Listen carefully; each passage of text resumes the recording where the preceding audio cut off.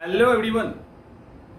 किसी भी test paper को आप दे रहे हैं या कोई भी एग्जाम दे रहे हो, उसके अंदर या रूम के अंदर आप टेस्ट पेपर सॉल्व कर रहे हैं, आपका नंबर 60-70 के आसपास आ रहा है, यानी 60-70 के आसपास आप स्कोर ला रहे हैं और आपको लाना है कितना, 100 या 110 के आसपास। ये मेरे पास अभी हाल में सबसे ज्यादा पूछा हुआ सवाल है। जो मेरा ऑलरेडी टेस्ट सीरीज अपना चल रहा है, वहां से भी सवाल यही आते हैं कि सर इंप्रूव कैसे करें, और आप लोगों का भी सवाल है। इवन व्हाट्सएप पे भी इस तरह के मैसेजेस हैं काफी सारे कि सर कैसे इंप्रूव करें, बहुत टेंशन हो रही है। यहां पर एक चीज ध्यान रखिएगा, जो ये 60 वाला है ना, 60, तो 60 तक आप, या 60 प्लस नहीं कीजिए, 60 तक आप लोगों को कोई भी पेपर दे दिया जाएगा आसान सा, जिसमें 150 के आसपास सवाल होते हैं, 150 के आसपास सवाल होता है, तो आप इजीली बहुत आसानी से 60 क्वेश्चन निकाल लेंगे। उसके लिए कोई भी विद्वान बनने की जरूरत नहीं है। कुछ गलत फहमियों को दूर कर लीजिए, स्कोर आपका इंप्रूव कर जाएगा। आपका स्कोर आप ही के कारण इंप्रूव नहीं कर रहा, उसको इंप्रूव, स्कोर तो कोई ह्यूमन बीइंग है नहीं जो अपने आप को बदल देगा। आपका अप्रोच गलत है कहीं ना कहीं, इसके कारण आपका स्कोर नहीं बढ़ रहा है। अब 60 है, जो 60 लेके आते हैं ना, पहली बार मान लो एग्जाम देने जा रहे हैं, उनका कॉन्फिडेंस ही एक अलग लेवल पे होता है। उनका कॉन्फिडेंस अलग, जैसे देखो होता है क्या ना, आप लोग तो एक लिमिटेड स्टूडेंट से मिलते हैं, और एक लिमिटेड, वो भी कह सकते हो एक लिमिटेड कंडीशन या पेरिफेरी के अंदर जो स्टूडेंट होते हैं वहां से आप मिलते हो, तो लगभग ऑलमोस्ट एक ही नेचर के स्टूडेंट होते हैं। हम लोगों की मुलाकात लगभग हर तरह के स्टूडेंट से होती है, हर तरह के स्टूडेंट से होती है, तो इसीलिए एक्सपीरियंस का फायदा आप लोगों को लेना चाहिए। तो ये 60 जिनका आया ना, उनका सबसे पहले कॉन्फिडेंस इस लेवल पे होता है, उनका बस यही कहना होता है कि सर इस बार तो टाइम ही नहीं मिला था, 10 दिन पढ़े। कोई कहेगा बिना पढ़े सर एग्जाम दे दिए तो 60 लेके आ गए। थोड़ा पढ़ लिए होते ना तो हम क्रैक कर देते। थोड़ा मतलब क्या, अगर 95 कट ऑफ जा रहा है, 95 जा रहा है, अच्छा लाइट आ रही दोस्त, 95 जा रहा है, तो उनका कहना है कि सर अगर थोड़ा सा पढ़ लिए होते तो मेरा इस बार तो हो ही गया होता, 35 ही क्वेश्चन छूट रहा था,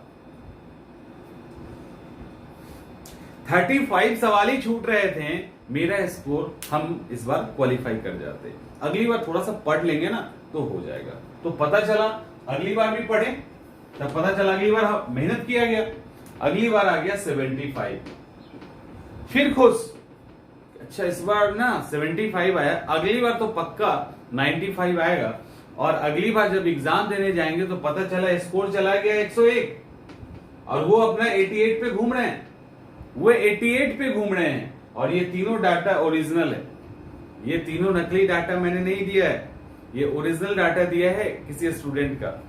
हाँ, ये सिर्फ 101 वाला गलत है, बाकी सब वही है। अब यहाँ पे क्या हो रहा है, अब यहाँ पे ठीक से समझिए, इसको कैसे समझना है इसको देखिए। 60 है ना, आप 60 लेके आ गए पहली बार में और खुश हो रहे हो, कोई भी लेके आ जाएगा।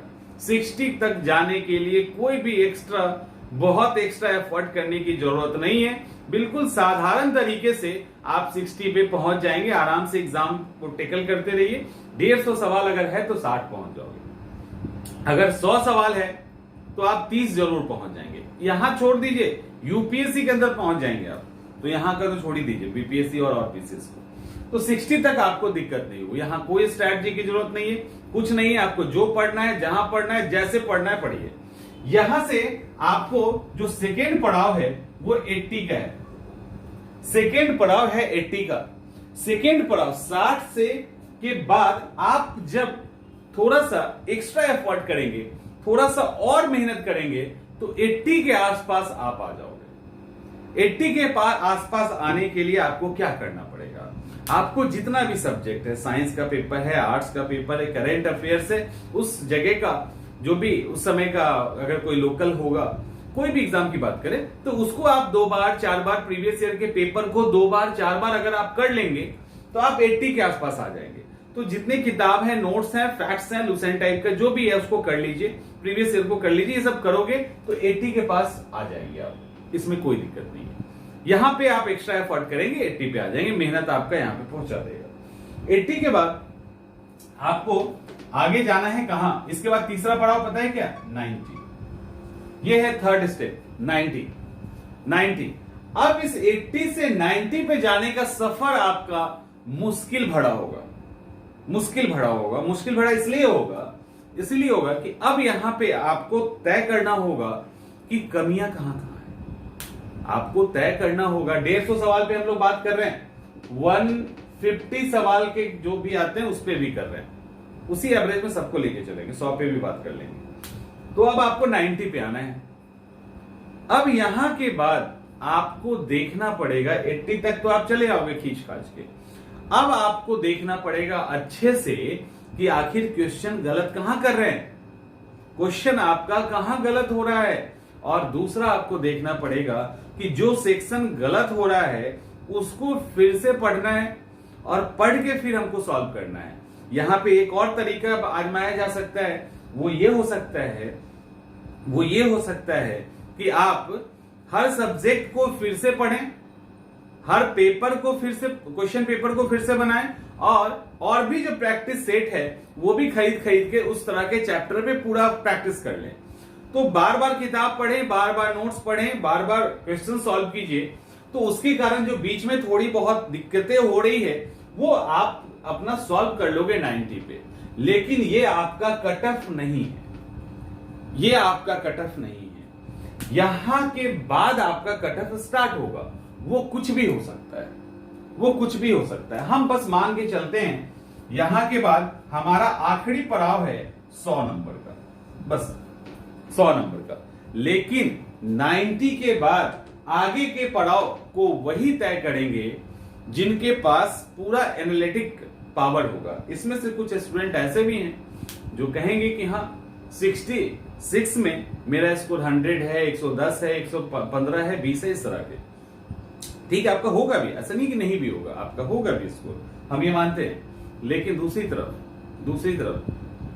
तरफ आप 66 के पेपर का आने वाले 67 से कंपेयर नहीं कीजिएगा। 66 का पेपर एक अलग पेपर था। उस अलग पेपर के कारण बहुत सारे जो धुरंधर स्टूडेंट हैं वो फ्लॉप कर गए। तो ये ही चीज रिपीट होगा, ये जोड़ी नहीं है। तो जब भी मैं किसी भी एग्जाम की बात करूं, एक छोटा सा एग्जांपल आपको दिया, तो अब 90 के बाद आपको स्कोर मान लो बढ़ाना है, तो यहां पे पूरी स्ट्रैटेजी आपकी बदल जाएगी।